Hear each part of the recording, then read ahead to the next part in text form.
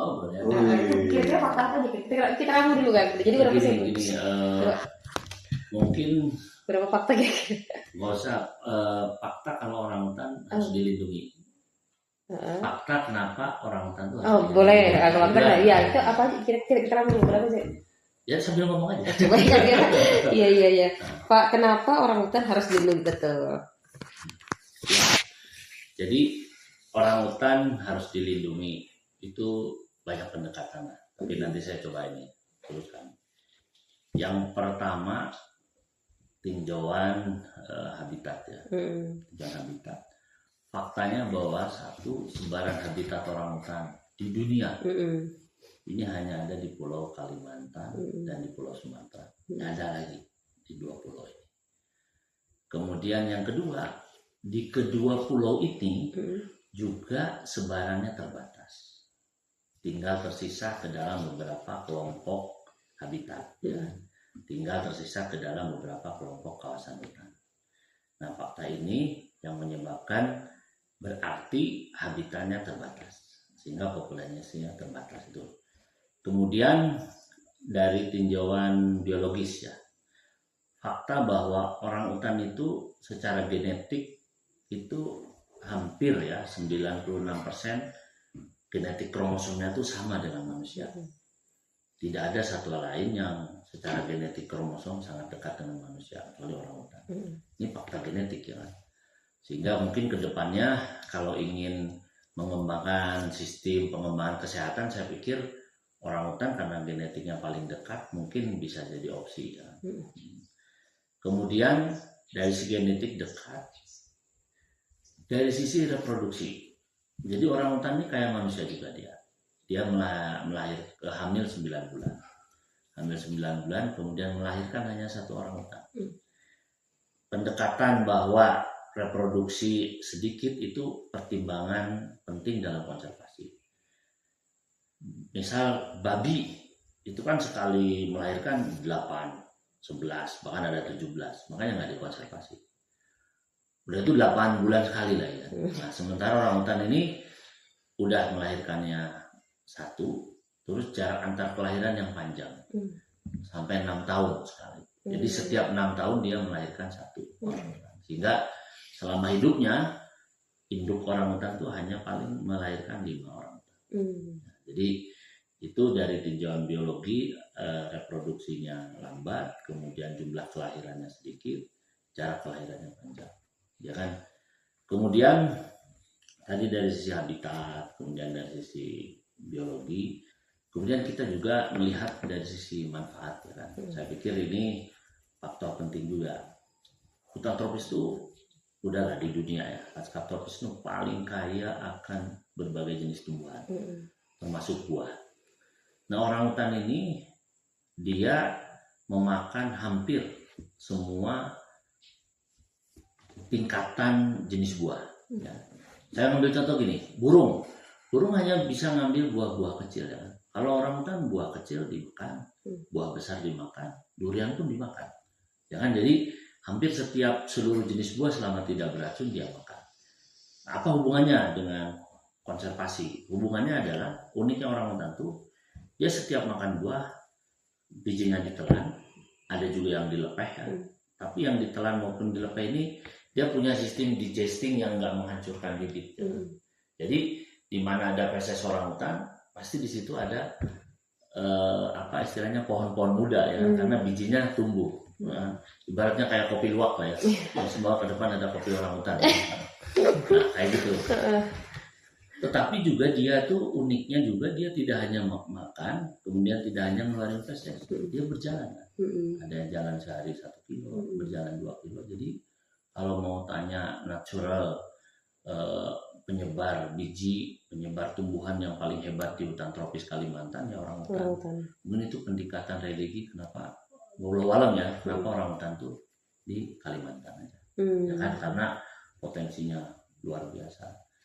Nah, jadi mungkin beberapa itu pendekatan tadi habitat, kemudian pendekatan reproduksi, kemudian pendekatan fungsi, itu salah satu kenapa dia dilindungi. Lalu faktanya gimana? Faktanya habitatnya pun sekarang mengalami kehancuran dari sisi pemanfaatan berbagai fungsi. Habitatnya dibuka untuk tambang, habitatnya dibuka untuk HTI, habitatnya dibuka untuk sawit, sehingga habitatnya udah hanya ada di sini, habitatnya diganggu. Nah, itu juga faktor yang menempatkan, ayo ini harus dilindungi, gitu kan. Jadi pendekatan-pendekatan ini yang direproduksi. Iya. Nah, kan. Ya. Kita mungkin salah satu beberapa fakta unik menyangkut perilaku, baik perilaku ekologi maupun perilaku biologi. Ya. Nah, kalau perilaku ekologi, hampir semua satwa itu kita belajarnya tuh namanya animal behavior atau wildlife behavior atau perilaku satwa. Tapi di orangutan tuh iya itu dipelajari. Tapi sekarang sudah ke orangutan culture. Jadi orang budaya orangutan. Jadi para peneliti ya yang udah lama ngikutin puluhan tahun, kemudian mereka menyimpulkan bahwa sebetulnya ada budaya di kata orangutan. Apa sih budaya itu dengan apa bedanya perilaku dan budaya ya? Kalau perilaku itu seperti kita makan nasi, orang Jepang juga makan nasi. Ya. Tetapi kita makan nasinya budayanya beda, cara makannya pakai sendok maupun pakai tangan. Sedang budaya di orang di orang Jepang pakai sumpit. Itu perilaku sama, budaya beda. Ya, mungkin nanti bisa ambil yang lain. Dan dari sisi orang hutan gimana budayanya? Ada kalau di Sumatera itu orang hutan itu dia bersarang tapi bikin bantalan. Bikin bantalan. Tapi di orang hutan sini enggak ada. Itu kan udah beda tuh. Perilakunya tidur iya sama. Tidurnya di atas sarang iya sama. Tapi konstruksi sarangnya udah beda. Terus juga ada beberapa kelompok orangutan, saya lihat di Sumatera juga. Jadi dia bersarang, tapi di atasnya bikin kayak payung-payung. Oh, supaya nggak ada, ya. Jadi di Kaltim juga ada di beberapa. Jadi makanya itu salah satu fakta unik dari pendekatan perilaku ekologi. Tapi kalau dari sisi perilaku biologi ya, terutama bagaimana ibunya memelihara anaknya. Jadi kan ya orangutan sama dengan manusia, dia 9 bulan. 9 bulan kemudian ada masa nifas juga sebetulnya kan. Jadi betina, jadi dia 9 bulan melahirkan. Sama kayak kita ada ari-arinya. Biasa kalau di kita kan ari-ari dipotong di kubur ya kan. Di mana kalau di orangutan ari-arinya tuh dipotong sama ibunya terus dimakan. Dimakan sama ibunya. Jadi kemudian dia dipelihara di sarang, biasa berapa hari nanti pindah ke sarang yang baru. Nah, yang unik ini betul-betul 2 tahun dia nyusui. Nah, saat ibunya nyusui ini, kalau manusia mah kan si bapaknya masih iseng aja ya, udah tahu ibunya nyusui disusui juga. Nah, jadi kalau di orangutan ya saat ibunya nyusui benar-benar dilindungi, dilindungi jantannya. Jadi boleh dikatakan selama menyusui 2 tahun itu nggak ada hubungan seksual atau pemaksaan. Yang uniknya itu untuk induk yang bawa bayi atau induk bawa anak tuh biasanya si jantan ini nggak memaksa ya. Artinya nggak ada proses pemaksaan atau apa. Biar ketemu bawa bayi. Jadi ada etika ini. Ada etika di kebinatangan. Tapi kalau di singa kan nggak peduli kan. Oh iya. Tapi kalau di orangutan tuh ada etika itu. Nah, setelah 2 tahun disusui, kemudian diajarkan juga sama ibunya 2 tahun. Nah, proses nyusui, proses ngajarkan itu si ibu ini nggak berkembang biak ya kan, nggak berkembang benar-benar ilmunya. Nah, nanti kalau kamu malaria, kamu makan ini atau makanan ini anti malaria. Nah, nanti kalau kamu masuk angin, makanannya ini. Sehingga sebetulnya dari sisi bagaimana proses ibunya ngajarin anaknya, proses edukasi ini proses yang nggak bisa dilakukan oleh siapapun, oleh manusia apapun, oleh pakar apapun. Ini yang bisa melakukan edukasi itu hanya ibunya aja kepada anaknya di tempatnya. Jadi kalau ada proses edukasi orangutan di kandang itu udah nggak masuk akal. Udah itu dikasih pisang, di hutan nggak ada pisang. Kasih melon, di hutan nggak ada melon. Sehingga orangutan yang bayi, yang anak yang udah terlanjur ditangkap tuh ya dipelihara aja. Karena kalau di hutan kan mati. Atau dipelihara lewat 1 hari dan sebagainya.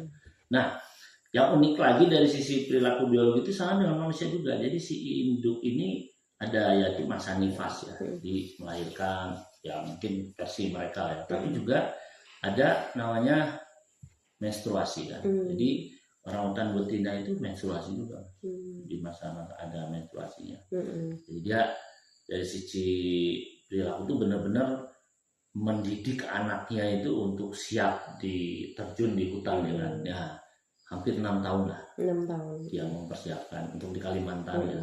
Di Sumatera malah 8 tahun. Nah, di Sumatera di Kalimantan Sumatera ini 6 tahun, sehingga setelah anaknya siap bisa lepas, induknya biasanya baru istilahnya akan hamil dan melahirkan lagi. Ya, ada proses pertanyaan juga yang kita juga nggak yakin apakah selama 6 tahun itu dia tidak berhubungan seksual atau berhubungan seksual tapi tahu obatnya, obat KB-nya. Nah, itu juga makanya hilangnya orangutan tuh bisa juga hilangnya sumber pengetahuan juga buat kita. Banyak pengetahuan yang hilang dari mereka. Satu, misal orangutan makan 300 sampai 600 buah di hutan kan.